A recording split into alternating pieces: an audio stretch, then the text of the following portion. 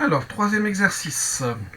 Un exercice qui mélange une fonction à deux variables avec des questions de suite. Un exercice finalement pas du tout compliqué, un petit peu différent de ce que l'on a l'habitude de voir, mais qui me paraît, sauf peut-être une ou deux questions et encore, il me paraît pas compliqué du tout. Donc, d'abord une étude de f. Si AB est un point critique de f, justifiez que A égale B. Bon. Ben, déjà, on peut remarquer que f, alors c'est là un A, f est polynomial, donc de classe C1 sur R2. Ensuite, vous avez AB qui est un point critique de f.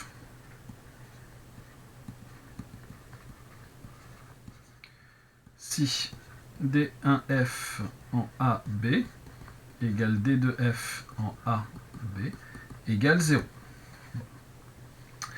On va chercher ces dérivées partielles, soit xy appartenant à R2, D1f en xy, ça sera donc 1 cinquième, 2. Alors si je développe, ça me fait x carré moins x puissance 4, donc 2x moins 4x cube. La partie en y carré, c'est considéré comme une constante, donc de dérivée nulle, plus 2y. La dérivée partielle par rapport à la deuxième variable, donc on va avoir là aussi 1 cinquième, et puis on a une expression symétrique, donc on va avoir 2y moins 4y cube plus 2x. Bon. Donc A et B est un point critique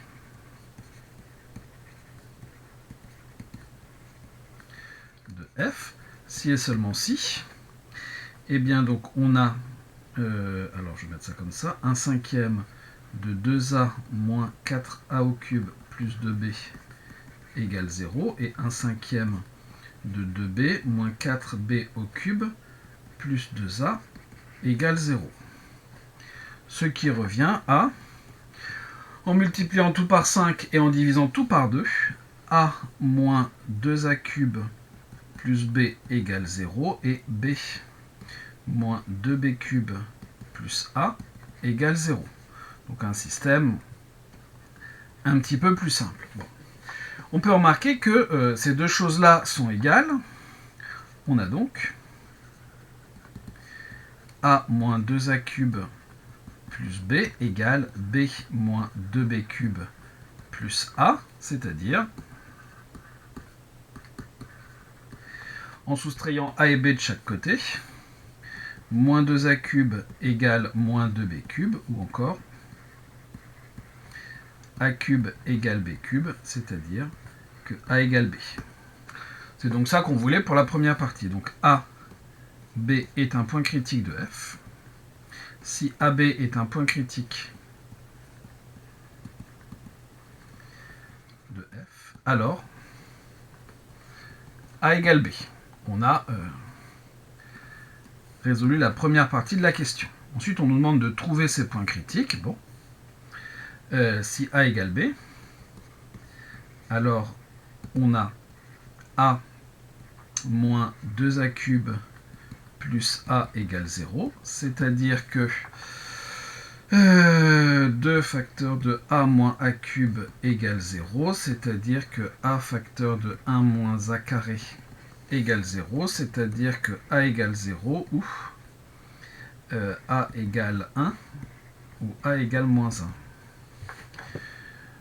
On peut vérifier que si A égale 0, A égale B égale 0, on a un point critique.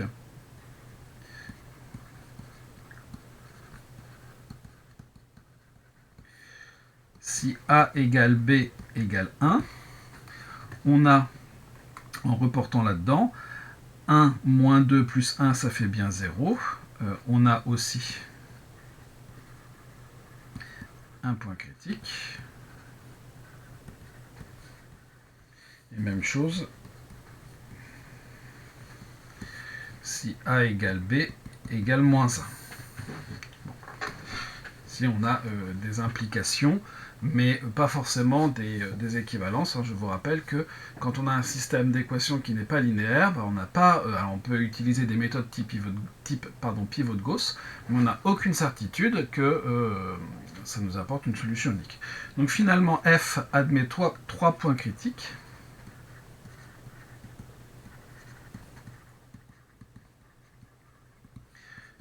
« 0, 0, 1, 1 et moins 1, moins 1.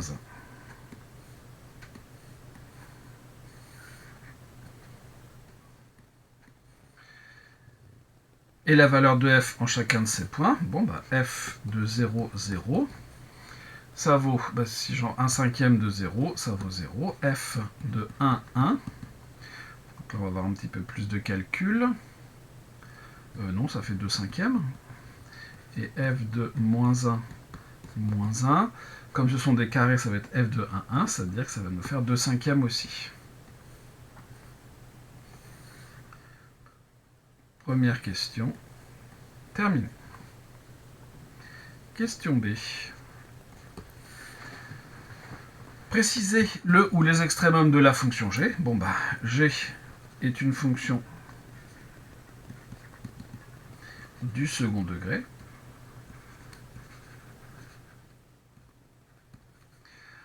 On n'a même pas besoin de calculer sa dérivée ou quoi que ce soit. On peut avoir un tableau de variation assez simple, puisque le coefficient dominant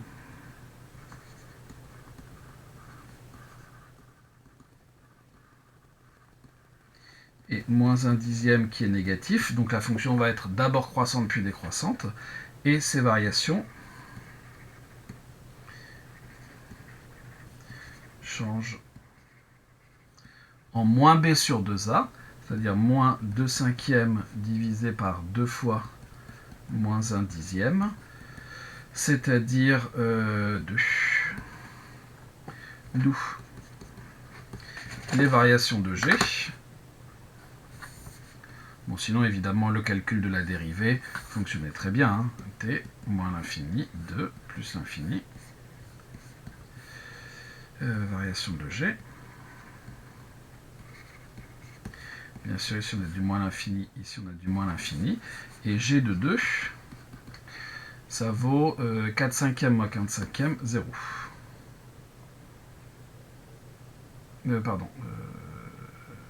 Non, ça vaut pas 0, je dis n'importe quoi.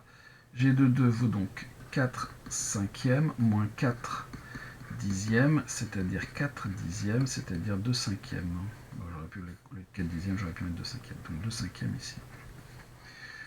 Donc, les ou les extrêmes de 1, G admet un maximum qui est 2 cinquièmes, atteint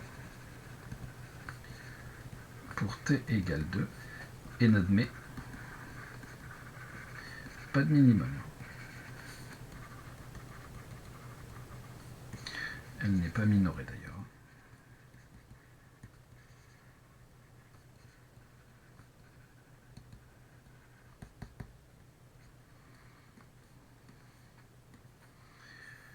Cette question-là, c'est une question de seconde, pour ainsi dire. Alors peut-être pas formulée comme ça, mais le travail à faire dedans. Démontrer que f possède un maximum et qu'elle n'est pas minorée. Si on regarde bien les choses, on peut remarquer que pour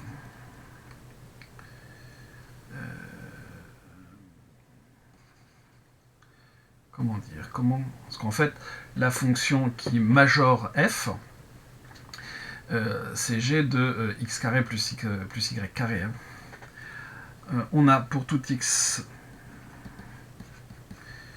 y appartenant à R2, f de xy, qui est inférieur ou égal à g de x carré plus y carré. Or, pour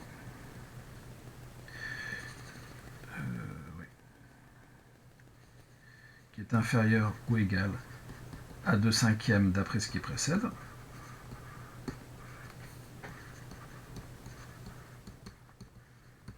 donc f est majoré, De plus, comme on l'a vu plus haut, f de 1, 1 égale f de moins 1 égale 2 cinquièmes. Ce majorant est donc un maximum.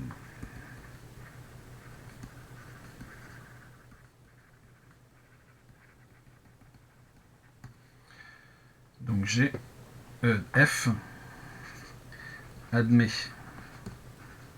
2 cinquièmes comme maximum, atteint en 1,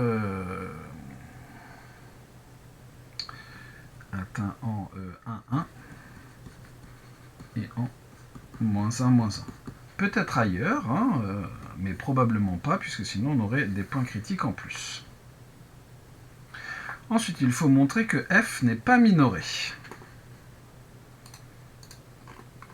Donc évidemment, l'égalité du dessus peut nous servir. Hein. Ce qu'il faudrait faire, c'est faire tendre x et y vers l'infini. Par exemple, remarquons que f de xx,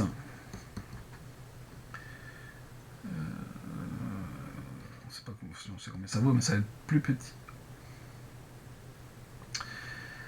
Ça va être plus petit que 2 cinquièmes de 2x carré, moins 1 dixième de 2x carré au carré, c'est-à-dire 4x carré sur 5, moins 2 au carré 4, moins 2 cinquièmes de x carré,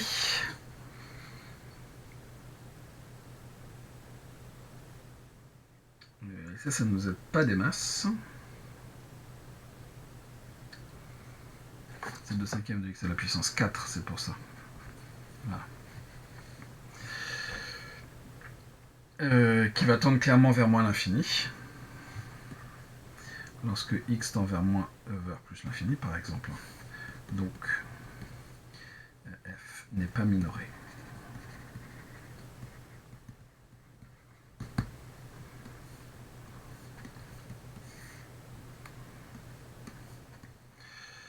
Et c'est tout ce qu'on demandait pour cette première question. Question 2. Programmation de la suite UN. Écrire une fonction en Python, prenant en entrée un entier grand N ainsi que les valeurs initiales et calculer la valeur de UN correspondante, sachant que UN est défini par UN plus 2 égale f de UN plus 1, UN plus 1. Bon. La méthode 1, c'est écrire une fonction récursive. Alors ces fonctions récursives sont un peu à la limite du programme, mais elles ont le bon goût d'être très très simples à programmer. Donc def2, je vais l'appeler U par exemple. U de grand N. Tac, U0, alors U0, U1. Bon. Si jamais N égale 0, dans ce cas-là, je renvoie U0. Si jamais N est égal à 1, je renvoie U1. Et sinon, je renvoie.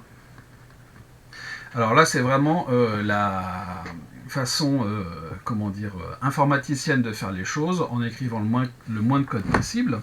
Et donc là, je dois renvoyer f de UN-1, UN-2. Donc, f, donc ici, je vais avoir U de le précédent, donc je vais avoir UN-1. Alors, pardon, c'est un peu long à écrire, mais parce qu'il y a 3 paramètres à donner à chaque fois, multiplié par 1 moins U de N-1 U0 U1,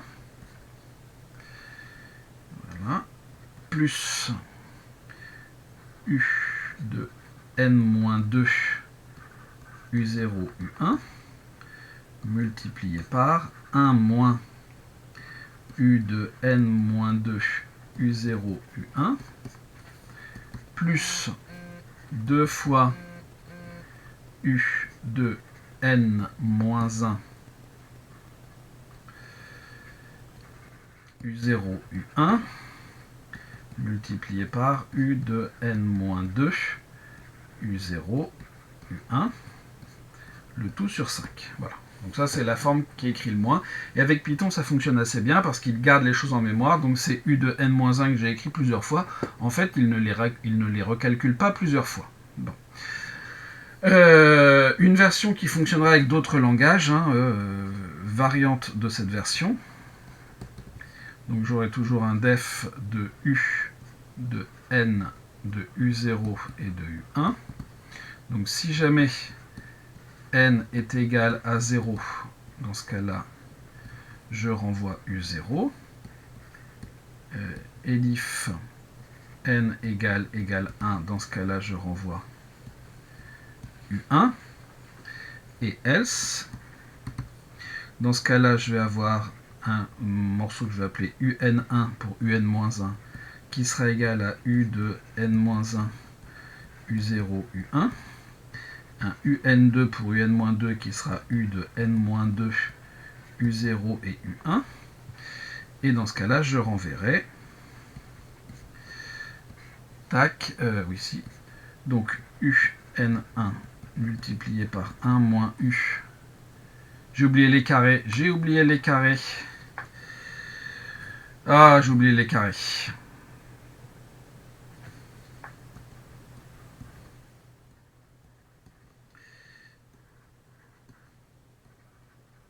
Je vais bien le faire pour la deuxième. Non, ici, il n'y a pas de carré. Donc, un1 au carré multiplié par 1 moins un1 au carré plus un2 au carré multiplié par 1 moins un2 au carré plus 2 fois un1 fois un2 et le tout sur 5. Voilà. Deuxième méthode, méthode itérative.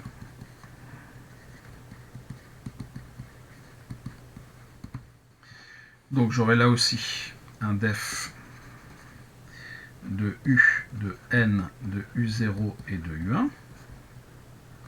Donc le u de précédent que je vais appeler un2, je vais l'initialiser à u0. Le un1 que je vais initialiser à u1, puis ensuite je vais faire une boucle.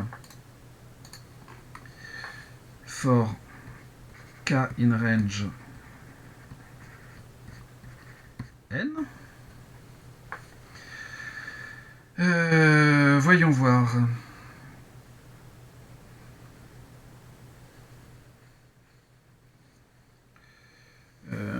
Si je veux que ça fonctionne bien, hop. If n égale 0, je renvoie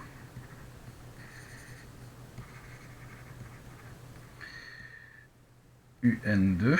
Elif n égale 1, je renvoie u1.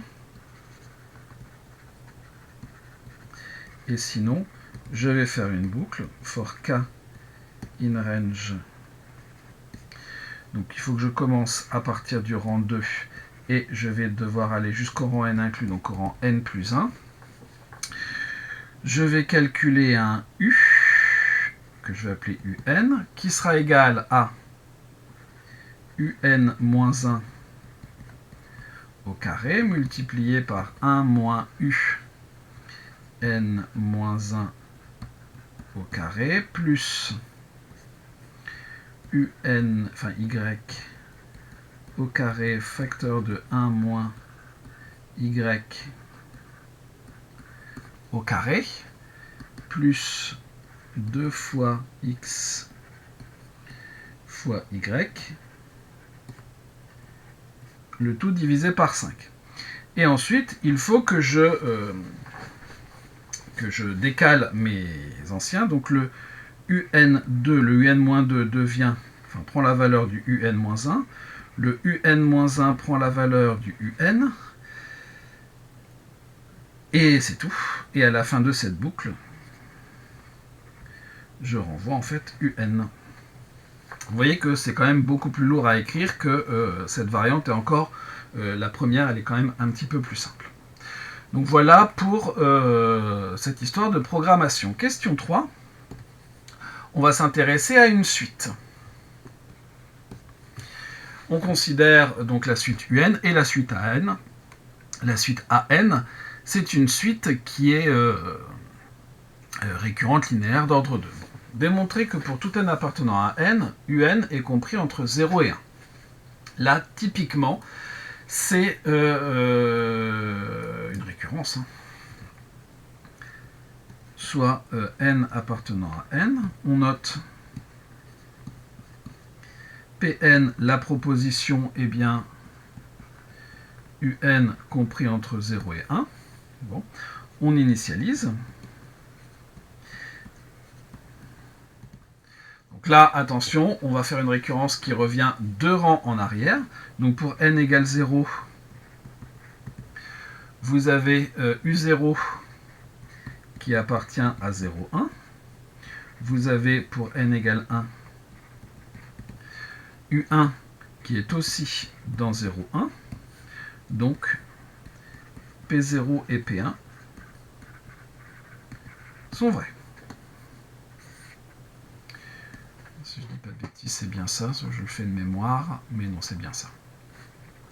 Ensuite, l'hérédité. Soit n appartenant à n, tel que Pn et Pn plus 1 soient vrais, tel que Un soit compris entre 0 et 1, et Un plus 1 est inférieur à 1 aussi. On va s'intéresser à Un plus 2. Un plus 2, c'est f de Un plus 1. Cette chose-là, c'est quoi? C'est donc, pourtant je viens de le faire, donc on a UN au carré, facteur de 1 moins UN au carré, plus UN plus 1 au carré, facteur de 1 moins UN plus 1 au carré, plus 2UN UN plus 1, le tout divisé par 5, donc 1 cinquième de tout ça. Ça, on sait que c'est plus petit que 2 cinquièmes, donc plus petit que 1, d'après le maximum de f qui était à la question 1c. Par ailleurs, donc UN est inférieur à 1, donc 1 moins UN carré est inférieur à 1. De même, 1 moins UN plus 1 au carré est inférieur à 1. D'où UN carré, 1 moins UN carré, plus, alors est inférieur à 1, et surtout positif. Sur ça, ça nous intéresse beaucoup plus. Plus UN plus 1 au carré, facteur de 1 moins UN plus 1 au carré, plus 2 UN plus 1. Ça, c'est positif, car UN positif et UN plus 1 positif. C'est positif par somme de nombres positifs. Alors par plutôt comme somme de nombres positifs. Donc UN plus 2, il est bien entre 0 et 1. Pn plus 2 est donc vrai.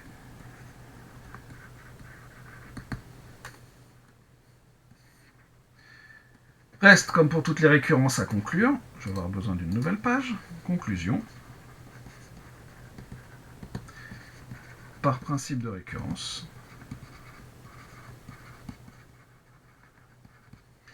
pour tout n appartenant à n, UN est dans l'intervalle 0,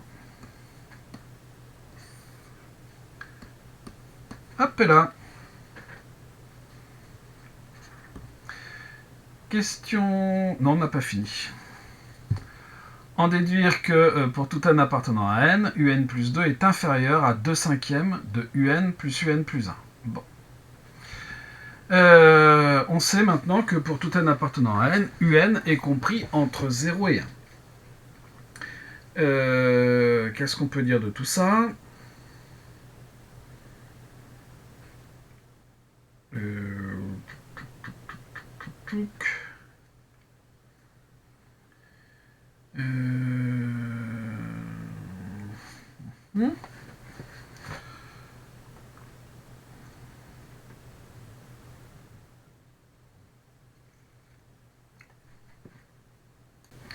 Alors, on va revenir à la question, enfin, ce qu'on nous donne dans la question 1a. Hein. Or, pour tout xy dans R2, vous avez f de xy qui est inférieur ou égal à 2/5 de x2 plus y2 moins 1/10 de x2 plus y2 au carré. Cette chose-là est positive, hein, c'est donc plus petit que 2/5 de x2 plus y2. Si je me donne un réel n, vous avez f de un plus 1, qui va être donc inférieur ou égal à 2/5 de un carré plus un plus 1 au carré. Or, ils sont tous les deux entre 0 et 1. Or, un est dans 0,1 et un plus 1 est aussi dans 0,1. Donc comme ils sont tous les deux dans 0,1, donc vous avez un carré qui est inférieur à un et un plus 1 au carré qui est inférieur ou égal à un plus 1. D'où f de un plus 1 va être inférieur à 2/5 de un plus un plus 1. Et je crois que c'est ça qu'on nous demandait, puisque le f de un plus 1, c'est un plus 2. Conclusion. Pour tout n appartenant à n, un plus 2 est inférieur ou égal à 2/5 de un plus un plus 1.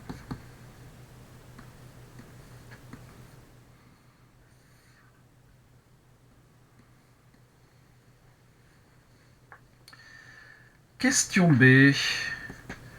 Justifier que pour tout n, un est inférieur à an. Alors nous, ce qu'on a, c'est que un plus 2 est inférieur ou égal à un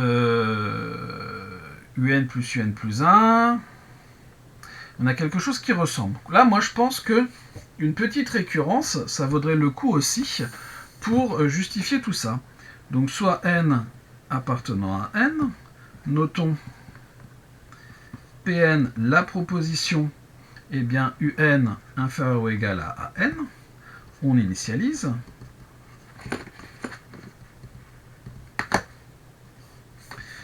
Pour n égale 0, vous avez u0 qui est égal à a0. Si je ne dis pas de bêtises, donc u0 qui est inférieur ou égal à a0. Pour n égale 1, vous avez u1 qui est égal à a1, donc u1 qui est inférieur ou égal à a1. Donc P0 et P1 sont vrais. L'hérédité.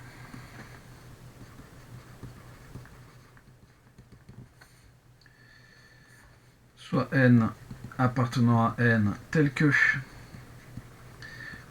un soit inférieur ou égal à an et un plus 1 inférieur ou égal à n plus 1. On a un plus 2 qui est inférieur ou égal à 2/5 de un plus 1 qui est lui-même inférieur ou égal à 2/5 de an plus 1 qui est égal à an plus 2. Conclusion, donc un plus 2 est inférieur ou égal à n plus 2.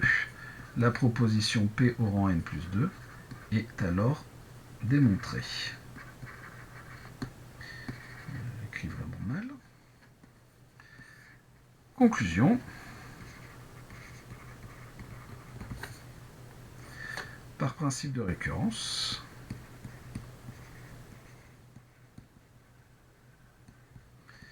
pour tout n appartenant à n, un est inférieur ou égal à n. Alors peut-être qu'on pouvait le démontrer sans récurrence, mais au moins c'est propre et rigoureux. Question suivante. La dernière d'ailleurs. La dernière oui, de l'exercice. Justifier l'existence de 4 réels, lambda, mu, r et s, tels que pour tout n appartenant à n est égal à lambda r puissance n plus mu s puissance n. Bon. Nous, ce qu'on sait, c'est que pour tout n appartenant à n plus 2, moins 2 cinquièmes de an plus 1, moins 2 cinquièmes de an est égal à 0. Bon. an est une suite récurrente linéaire d'ordre 2.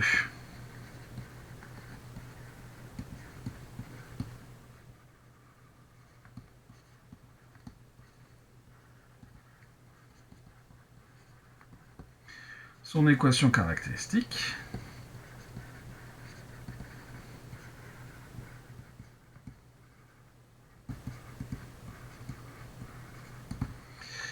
Et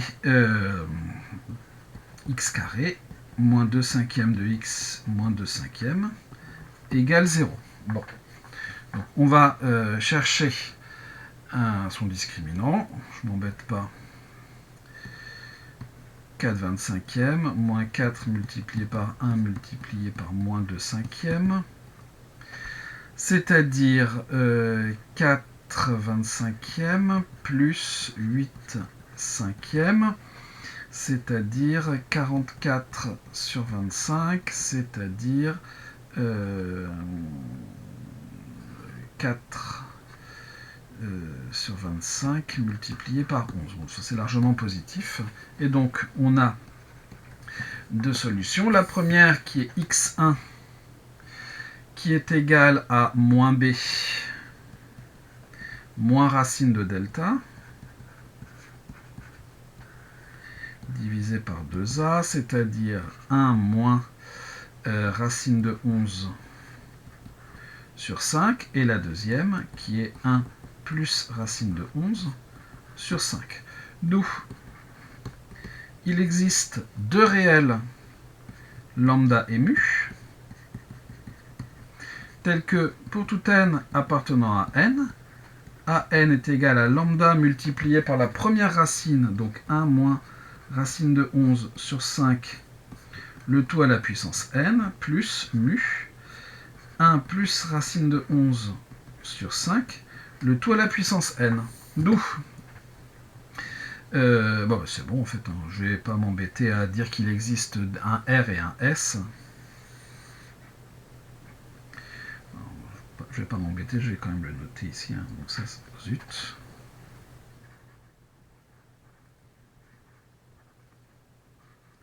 Ça c'est R et ça c'est S.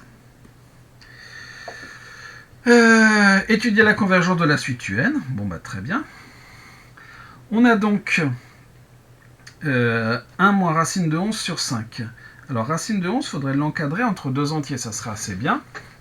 Qu'est-ce que l'on peut dire de racine de 11 ? Eh bien, racine 11 est compris entre 9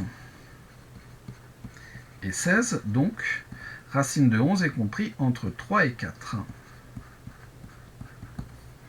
D'où 1 moins racine de 11 est compris entre 1 moins 4, c'est-à-dire moins 3. Alors, on va même décrocher au vert. Et 1 moins 3, donc moins 2. D'où 1 moins racine de 11 sur 5 est compris entre moins 3 cinquièmes, 1 moins racine de 11 sur 5 et moins 2 cinquièmes. Donc surtout ce qui nous intéresse, c'est que 1 moins racine de 11 sur 5 est compris entre moins 1 et 1. Par ailleurs, je peux même conclure directement hein, que 1 moins racine de 11 sur 5 à la puissance n va tendre vers 0 lorsque n tend vers plus l'infini. Donc on va faire la même chose avec 1 plus racine de 11 sur 5. Donc 1 plus racine de 11 sur 5 va être compris entre 4 cinquièmes et 1. Mais donc ce qui nous intéresse, c'est que c'est plus petit que 1, et donc 1 plus racine de 11 sur 5 à la puissance n va tendre vers 0 lorsque n tend vers plus l'infini. Conclusion partielle, hein. On a an qui converge vers 0. Or, de plus, pour tout n appartenant à n, vous avez 0 qui est inférieur à un qui est inférieur à an, par le théorème des gendarmes.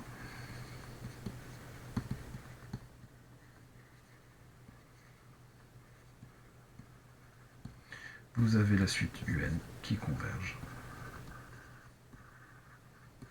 vers 0. Et ainsi se termine ce petit exercice.